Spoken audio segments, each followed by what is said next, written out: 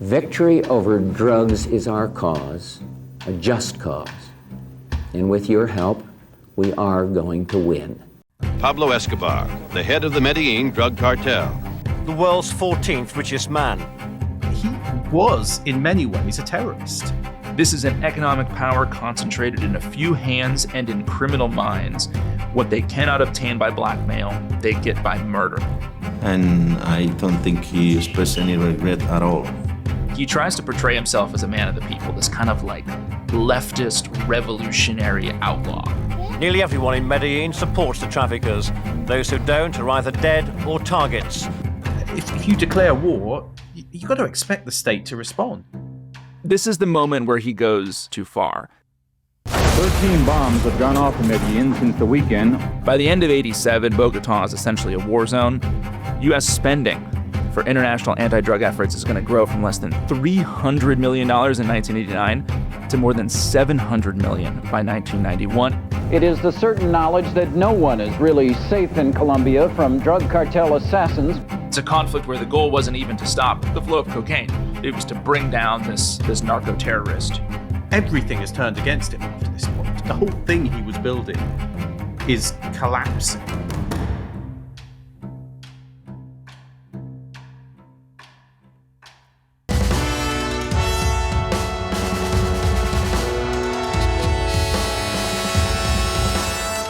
If you are robbed, what do? Who do you turn to? The police?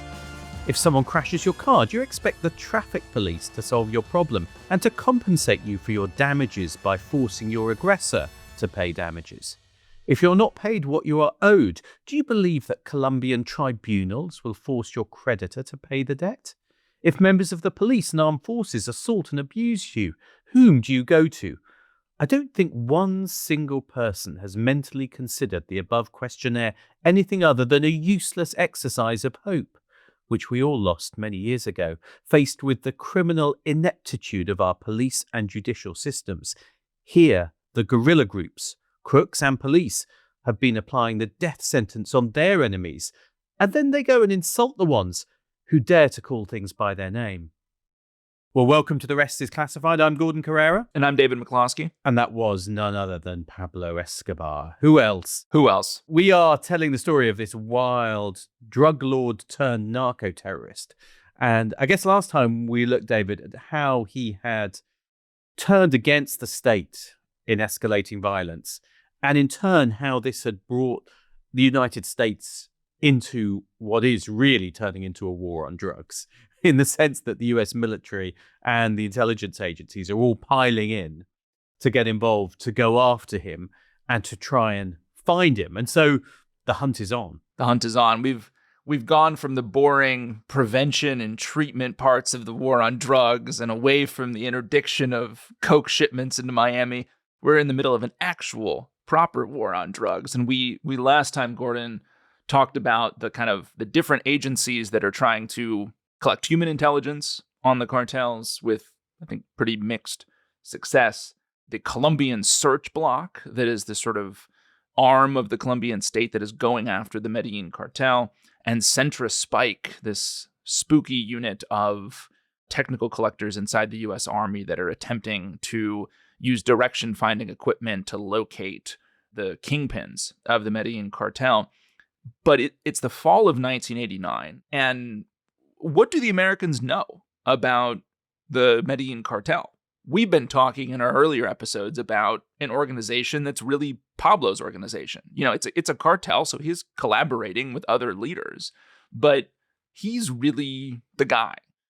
I think that the Colombians understand this, but the American assessment of, or sort of the American view of the cartel at this point, I think, is a little bit more incomplete, let's say, right? Pablo's one of many leaders, and maybe he's not the most important one. And the initial Centra Spike focus is finding a leader in the Medellin cartel named Jose Gacha, known as the Mexican. He's apparently not Mexican, but he loves Mexico, loves Mexican culture, food, music, so he's called the Mexican. He is a fat guy who wears a Panamanian hat with a snake head on the band. He's also, I think he's featured in the Narcos series, relatively despicable character. Fortune has put the Mexican on the cover, estimating his worth at $5 billion, right? So he's someone to go after. Centra Spike, those direction finders, they find him pretty quickly. An informant has revealed that Gacha has regular phone conversations with a woman in Bogota. The information comes into the embassy, apparently through the DEA. Centra Spike starts listening for calls, and they find the Mexican quickly in an estate on a hill southwest of Bogota. It's the only house on the hill, and it looks pretty elegant for being so remote. Centra Spike passes the information to the CIA, who then give it to the Colombian president. And I think here, again, we have this kind of interesting case study in how the flow of information is working, because the information comes in from a source. It could be DEA, it could be CIA. It gets fed to the technical collectors, who then find a location.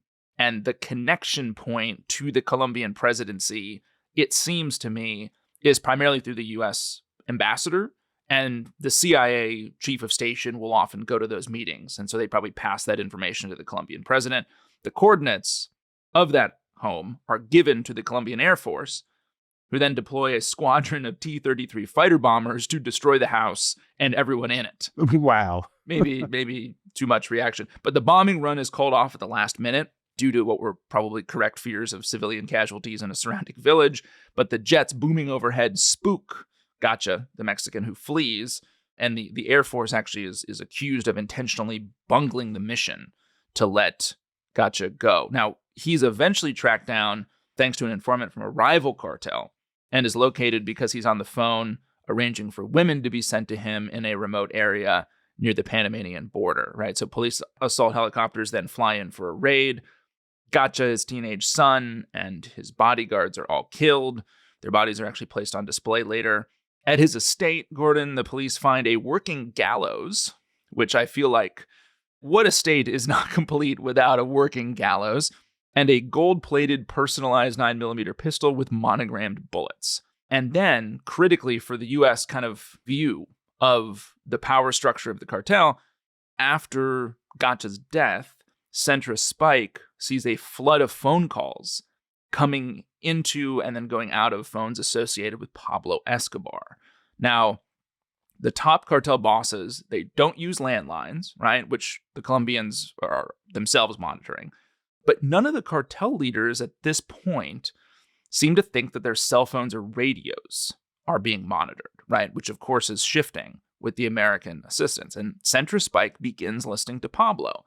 And I guess very typical Pablo, he's polite on the phone when he's talking to associates. He's not cursing. He's not angry.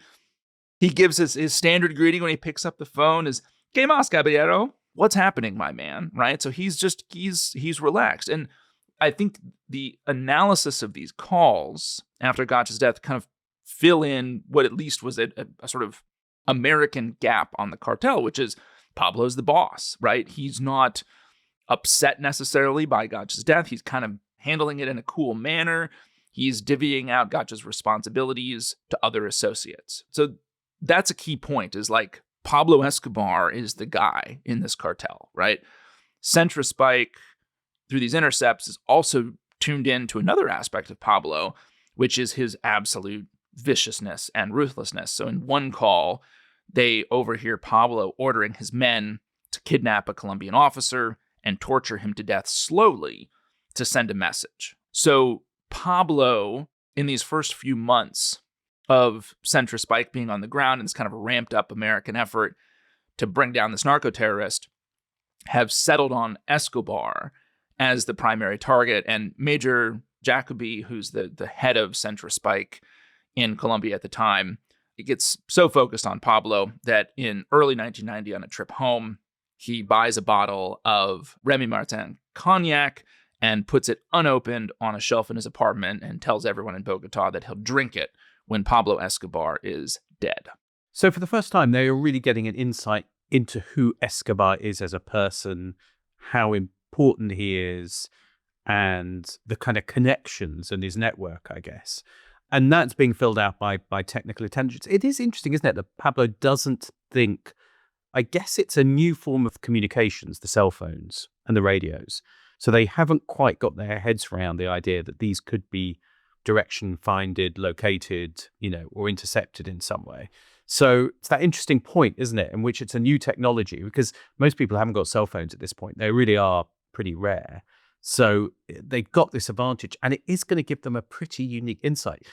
But it doesn't quite get them to him straight away, does it? No, it doesn't. I mean, it's at this point filled out some gaps about who the appropriate or most effective targets will be in the cartel.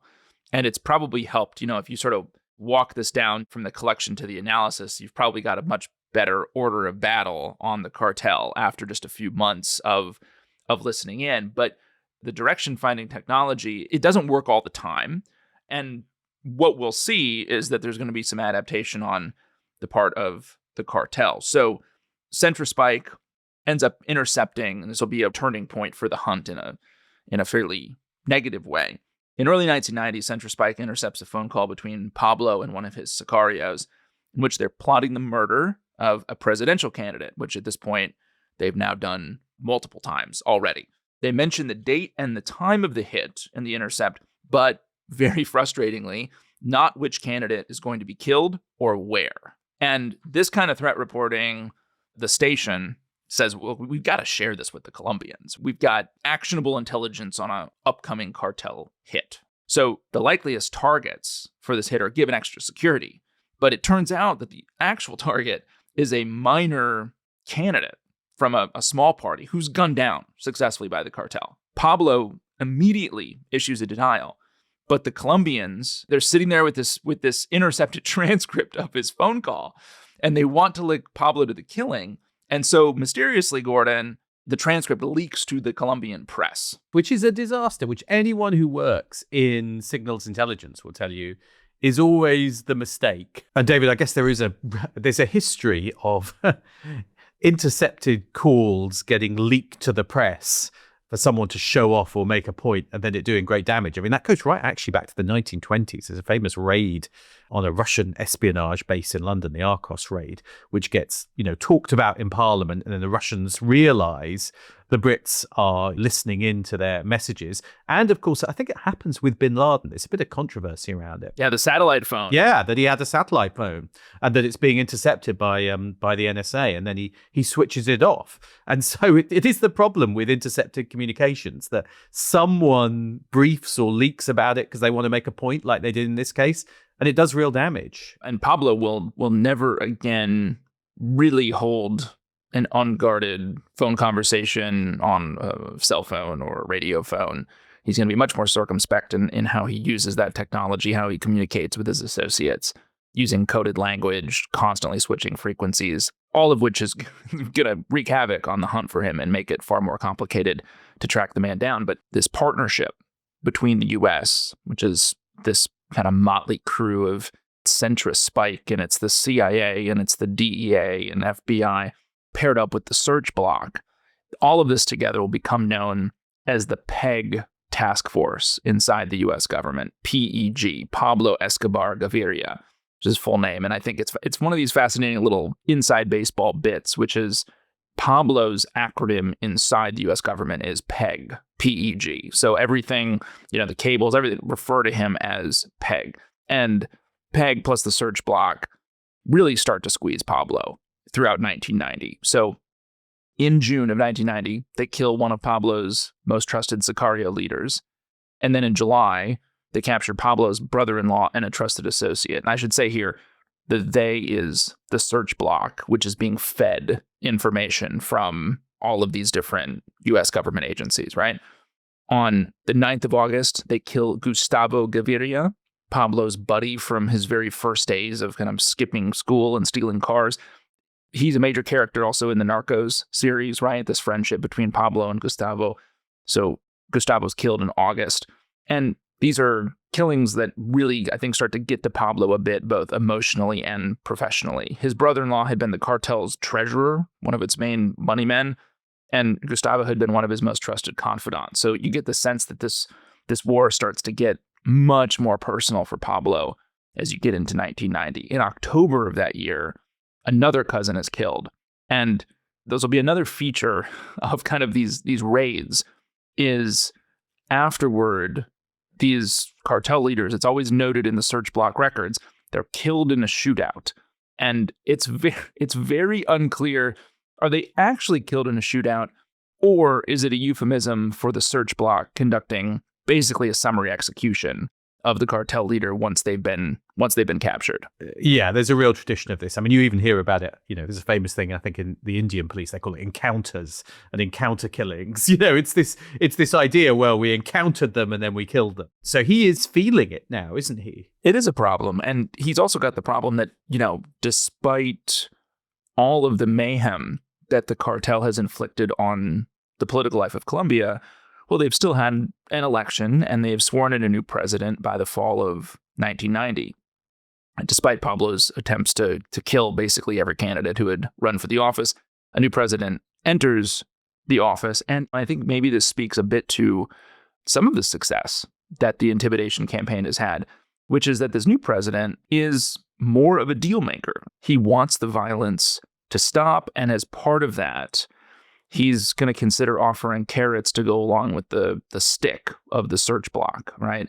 And he issues a decree that offers Pablo immunity from extradition and a reduced sentence if he surrenders and confesses, right? So we start to get this deal-making component to the hunt. Pablo's answer is he basically says extradition has got to be outlawed, and the government needs to spell out exactly what kind of confession will be required for surrender, and crucially, provide a special prison for those who do surrender and offer protection to their families, right? And to make the point, Pablo and the cartel begin kidnapping members of prominent Bogota families. So really trying to get the government where it hurts. Journalists, newspaper editors, and people who are just related to politicians and top aides so that they can further squeeze this new presidential administration. This idea of kind of negotiation and pressure, it does go to the idea this is more like a war.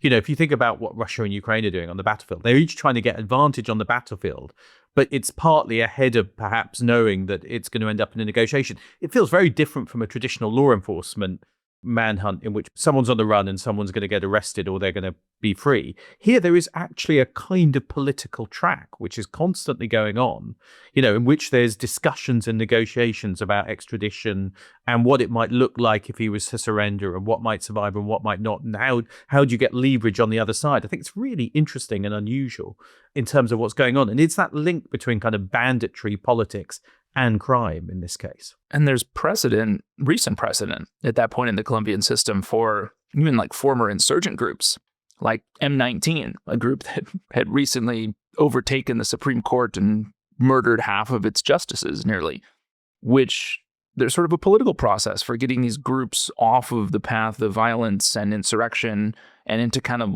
more legal politics, right? To bring them under the umbrella of the state. So I think in Pablo's mind, there's no difference, right, between him and a political insurgency, right? I mean, he's an institution. The Medellin cartel is an institution that is at war with the Colombian state. And if they could strike a deal, that might be better than the path of violence. Yeah, it goes to this idea where he sees himself as almost like a political institutional figure in Colombian life. I mean, that is how he pictures himself, as equally or even in some ways more legitimate than the forces of the government with whom he's fighting. What's going to happen here will maybe make his case for him that he's not so wrong in that estimation, at least not in the fall of 1990. Because in October, the Colombian president kind of sweetens the deal for Pablo. And he essentially tells him that Pablo could choose the least significant charge against him and escape prosecution for everything else by agreeing to it. Pablo wants more certainty about extradition, the terms of his imprisonment, and protection for his family while he's locked up. But several of Pablo's associates do take the deal and surrender to the government after this new decree is issued. And Pablo's life at this point is not particularly great because we have, I guess, transitioned from him living in comfort in Medellin.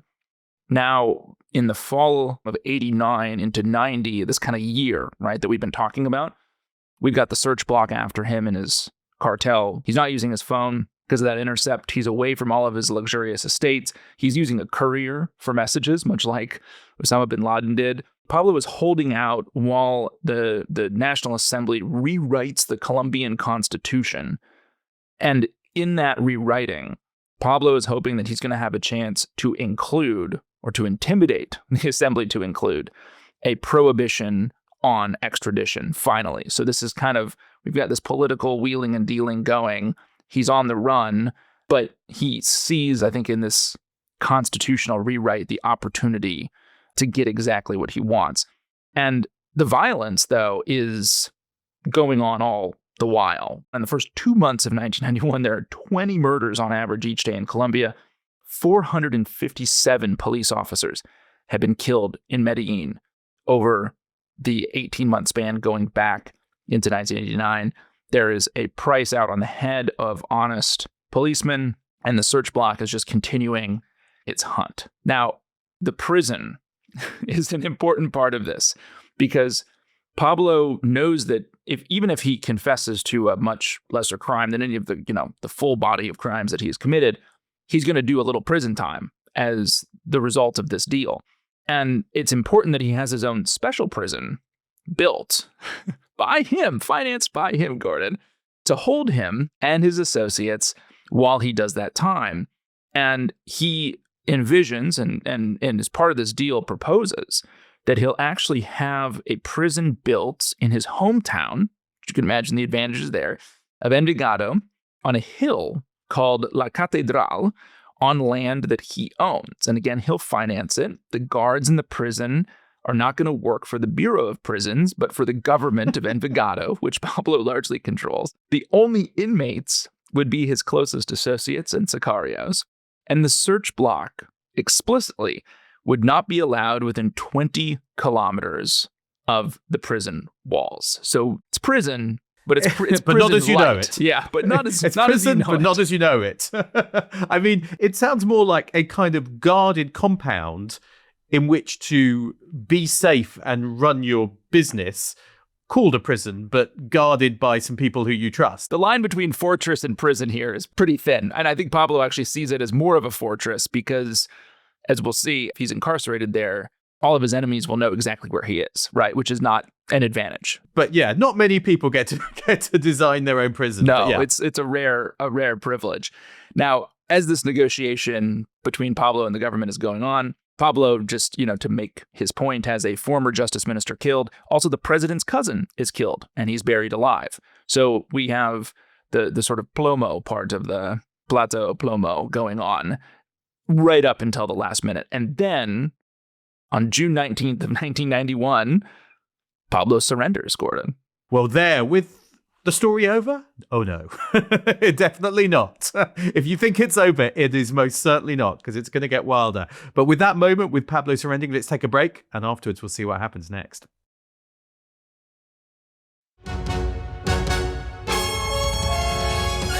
Welcome back. So, David, Pablo Escobar has surrendered. He's given up. It's over. It's over. Why? I mean, that's the question, isn't it? I mean, you can see why. I mean, because he doesn't want to get extradited, and because he's, done a deal in which he's going to live in this prison stroke compound stroke fortress. I mean, it's not a bad deal, is it? No, I guess not. And we talked in the first episode about Pablo's desire to potentially go back and get some higher education. And prison, I think, will be an opportunity for him to better himself. At La Catedral, hanging out with his closest friends and getting educated and reflecting on his sins.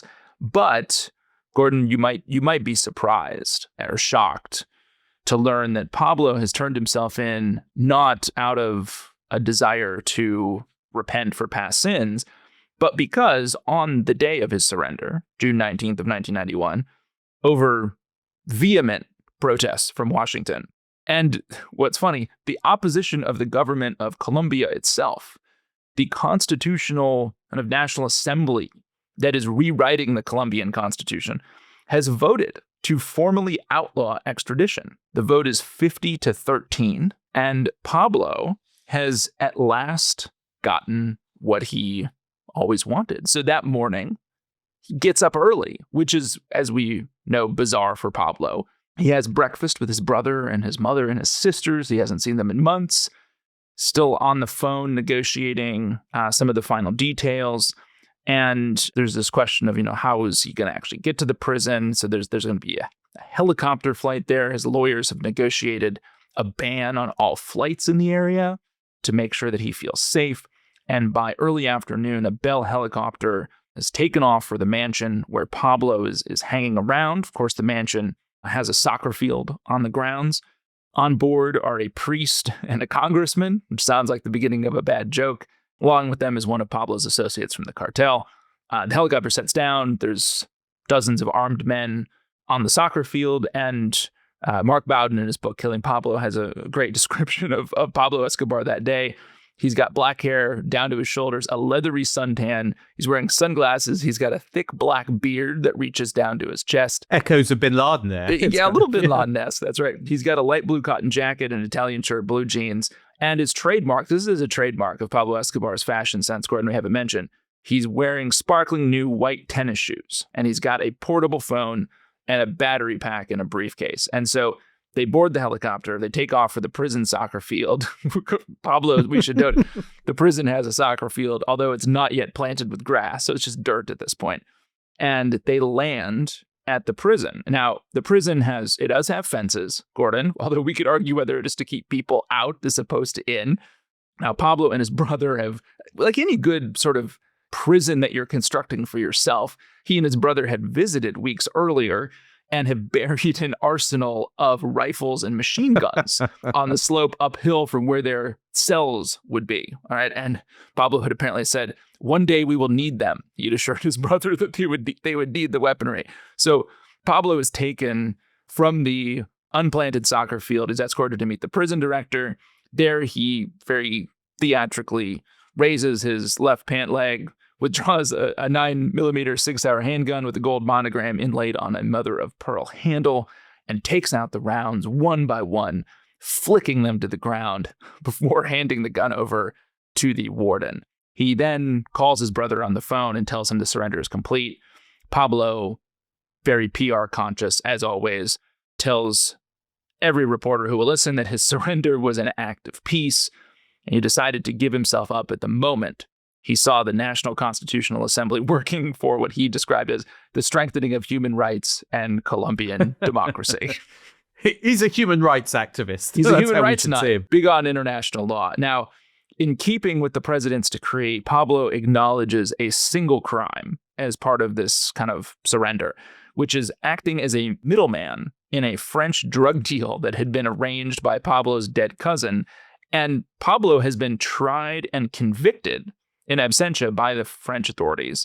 But Pablo very craftily, in the way he frames this, has said, well, France's penal code gives me the right to apply for a revision of the case. And I get to do that before a judge in Colombia. And we all know how Pablo has dealt with judges in Colombia, right? So the idea here is that he's going to get a retrial for this French conviction in a home court. And Pablo will insist, look, I've never committed a crime in Colombia. I've got this ridiculous kind of minor charge in France that will get overturned. And so this surrender ends up turning into, I think, a pretty significant PR victory for Pablo, because he can spin things however he wants. But the reality is, I think a lot of the Colombian public at this point is relieved that the war is over. Which is what he counted on. His strategy succeeded in lots of ways, didn't it? You put enough pressure on the state, force them to the table, get rid of extradition. He's got this one pretty lowly charge, and he's got a kind of fortress compound prison which he can operate out of. I mean, that's the crazy thing. He's still able to live a pretty open life and to kind of get on with his business from there. I mean, it is a victory, isn't it? Both in PR terms, in terms of his image, because he's not confessing to all the murders and the mayhem he's caused, and in practical terms. I mean, he's done pretty well out of it. Lest you think that Pablo's arrest is going to sort of bring the international cocaine market to its knees, there is some evidence that there was a blip in supply shortly after he surrendered, but it pretty much ticks right back up, right? So Pablo is focused, and I think this is part of why he wants to negotiate the surrender anyway, is it's really hard to run a massive international business when you are hiding. you would like to have some vestige of an actual corporation, the ability to talk to your lieutenants and associates, the ability to conduct deals.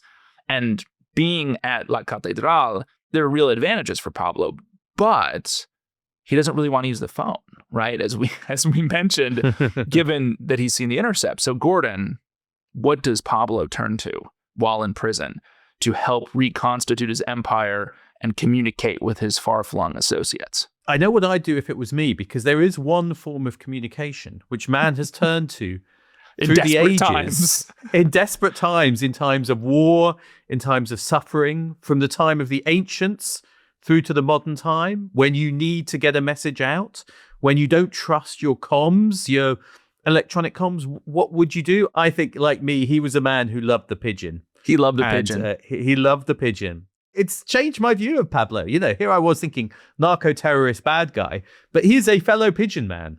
He's a pigeon man.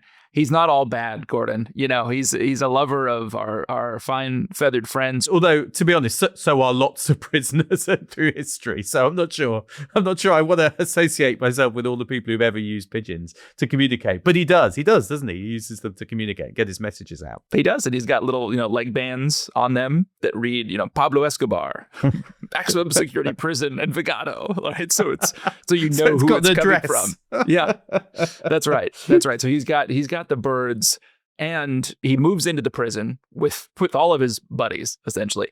And surprisingly, Gordon, the prison becomes very luxurious, right? The guards are essentially Pablo's employees, right? So they're like butlers and bagmen for Pablo. Cash is brought in. I was about to say smuggled, but I don't actually think it needs to be smuggled in. It's just brought in milk cans. They bury millions of dollars in the soccer field, which they've now, lush grass is growing on.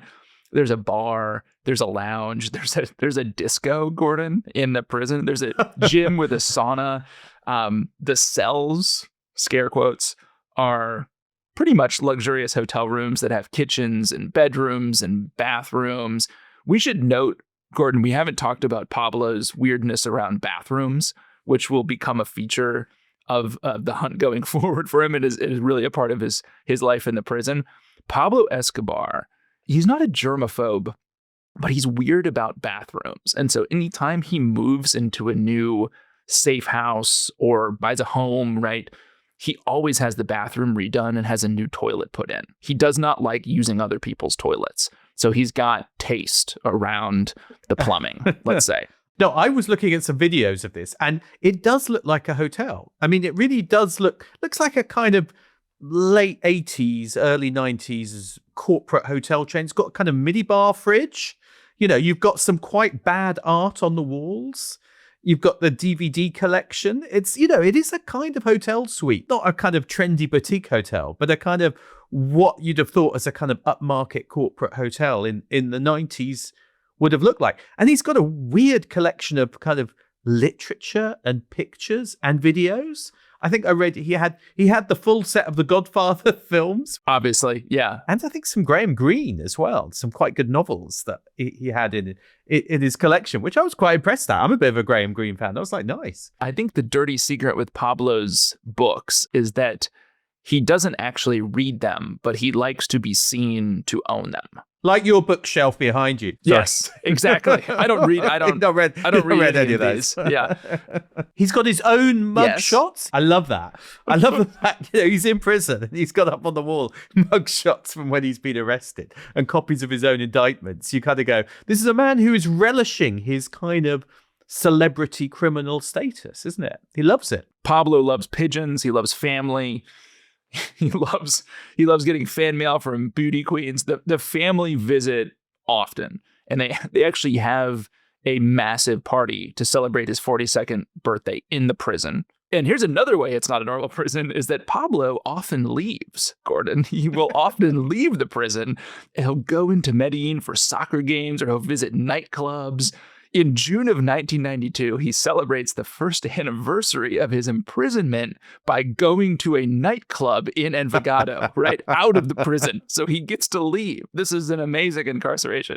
And these are, I guess, minor infractions because he always comes back. That's the thing, is he's not trying to flee. He comes back to the prison, but he will leave. He plays a lot of soccer in prison, Gordon. He's always on the winning team, as we discussed before. Strange. Don Pablo always wins. He and his associates had committed themselves, like all good prisoners, to losing weight, turning into really hard men while in prison. And despite the gym that they had built and installed, within a few days, this goes by the wayside, and Pablo and his associates have gained a bunch of weight while in prison, right? The gym apparently wasn't really used a whole lot. They're eating terribly. They're getting fat. And he is still, though, despite all of the fun we're having, he's very concerned about security, right? Because everyone knows where to find him. The government knows where he is. All of his rival cartel enemies know where he is. People inside the Medellin cartel who might want to do him in know where he is, right? So he had the prison very strategically built on a hill overlooking the surrounding area. It's very foggy at night, so it's harder, presumably, to land a helicopter on the grounds and to conduct a kind of night raid. He's got that arsenal that he's buried at the prison, and he's actually strung wires over the soccer field to prevent helicopters from landing. And in case you think that the government in Bogota thinks that this is just a wonderful setup, think again, because the state is looking to build cases against Pablo that can stick. And there's a new vice minister of justice who's this academic, pretty idealistic guy named Eduardo Mendoza, who is given the horrible task of building an actual prison around Pablo's prison to presumably really be able to hold Escobar and keep him incarcerated. Now, unsurprisingly, nobody wants to take this job, right? And there are many delays in the construction, but construction does start on this new prison around Pablo's prison in the summer of 1992. The first fences start to go up. The government sets up listing posts just outside that prescribed 20-kilometer perimeter. The new Vice Minister of Justice, Mendoza, tries to get the Bureau of Prisons and the Army to go in and actually remove a lot of the luxuries that Pablo has in his prison, but no one will do it. Nevertheless, Pablo is very frustrated by the government attempting to quite literally box him in part because he's having to manage a cartel, Gordon, this whole time while he's in prison. It's not just partying in Envigado and playing soccer, right? He's got some conflict inside the Medellin cartel. And Pablo, while he's in prison, has given more authority away to a couple families who have been associates of his inside the Medellin cartel.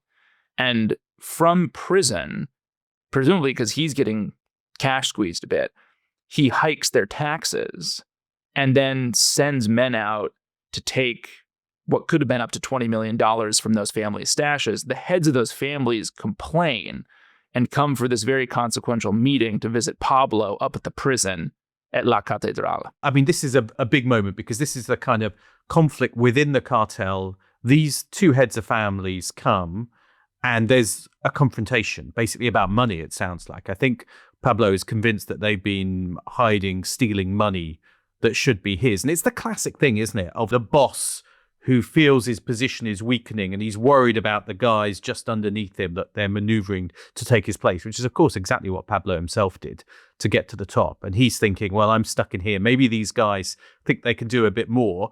And so these two heads of families come to see him and he kills them. It is about cash at the end of the day. I mean, there are rumors that part of the problem, apparently tens of millions of dollars had rotted in the ground that Pablo felt was his, and the families weren't able to cough it up because the money had actually decomposed. And so they show up at the prison. There's a dispute. They're killed. Both the heads of these families, they're killed in a gruesome way that is one of Pablo's apparently favorite ways to execute rivals, which is they're hung upside down and burned alive. Their charred genitals are sent to their wives, and then days later, sicarios track down their brothers and they're killed. So it is a massive internal move against potential rivals, and he's conducted it, Gordon, from prison. I mean, again, it feels like Pablo overplaying his hand, a bit like, bringing down the jet, doing these other things. He is supposed to be in prison. We know it's a notional prison. Everyone does.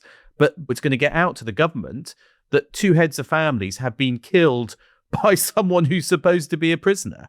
If you're the government, that is clearly a problem because it makes it obvious that he is not really a prisoner and he is still able to operate outside the law. So it's bound to bring on the authorities. Well, maybe. I mean, I guess the problem in looking back on it is, I mean, we know what's coming, but the reality of Pablo's situation at the time is, even though he's in this luxurious prison, you have to think that some of his control over his business has frayed, right? And so I think what we're seeing is as he's applied this silver or lead approach to different problems, the higher up you get in the cartel, the higher up you get in the government, the more international it becomes, the more you bring some pain on yourself after you deal out the lead in particular. And that's exactly what happens here, which is the government in Bogota now feels it has to do something because Pablo has essentially committed horrific capital crimes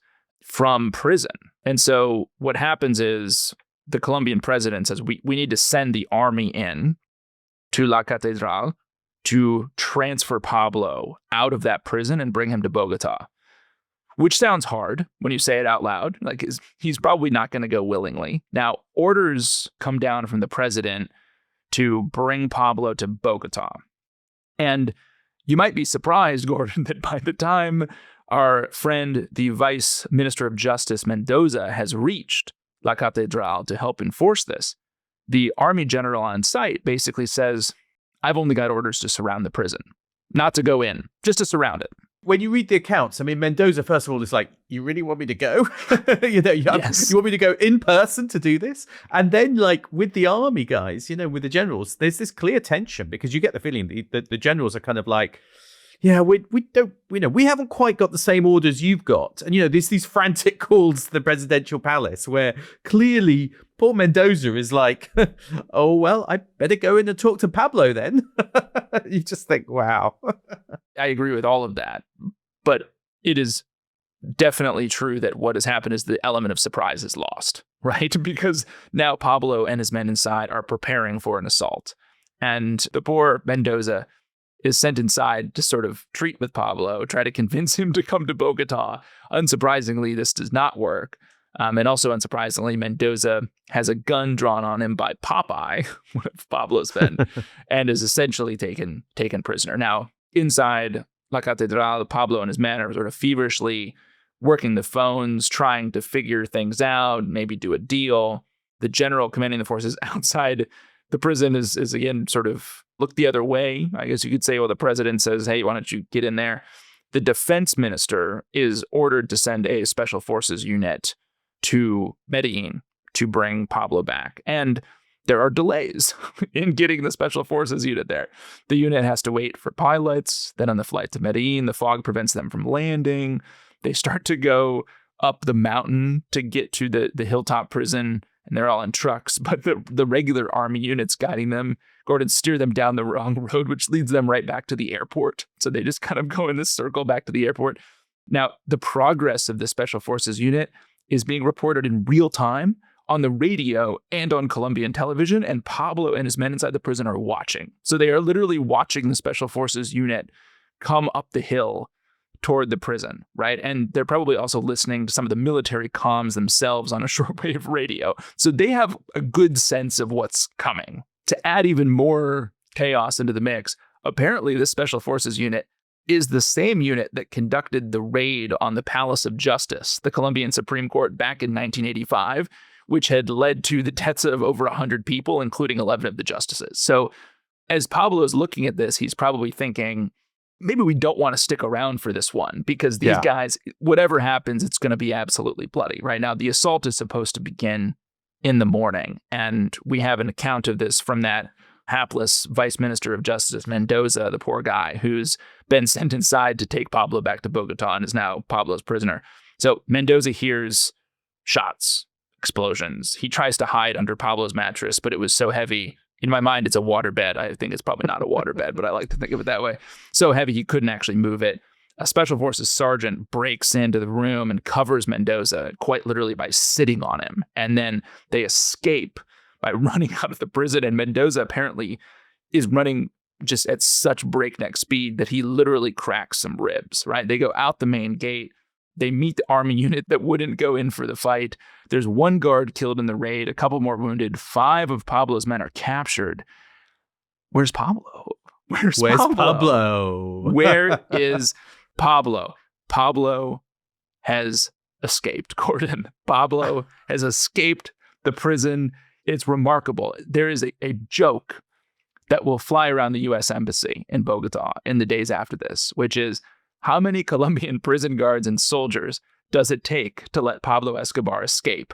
The answer is 400. 1 to open the gate and 399 to watch, because that military unit outside apparently had just about 400 people. Pablo has walked out. I mean, he literally just walks through a gate, doesn't he, and up a hill? I mean, it's wild. He and his brother Roberto had led a small group of his men uphill, cut a hole in the wire fence, and walked over the top of the hill, right past soldiers that were either on the payroll or too intimidated to stop Pablo. So he's gone. He's gone. Because I love the idea. There was all this speculation. He'd built these deep tunnels hidden underground to get out underneath the prison. Didn't need them. just walk out, hole in the fence, walk past the... I just imagine him walking past some of the soldiers, giving maybe a salute, and then heading up the hill. So there, I think we should stop for this time with Pablo having been imprisoned in a kind of prison, now escaped, if that's the right word, and back on the run. And now we will get to the crescendo next time, I guess, of this story, as the hunt really intensifies, as the US intelligence agencies and the military all get involved in this desperate chase to finally find Pablo Escobar and bring him to their form of justice. But, Gordon, if listeners want to engineer their own escape from the dreary blackness of their lives to the luxurious prison of more episodes of The Rest is Classified, you don't have to wait for that future. You can go and join the Declassified Club at therestisclassified.com. We hope you do. That's right, David. I'd like to imagine that if there is a modern day Pablo Escobar in their semi-open prison, that they too could have internet access and be able to subscribe so they can work out what's happening. And also, one more thing, a reminder that for members of the club, there's going to be the second half of our interview with former CIA Director General David Petraeus, which is going to be there for the club members this Friday. But for everyone else, we will see you next time. See you next time.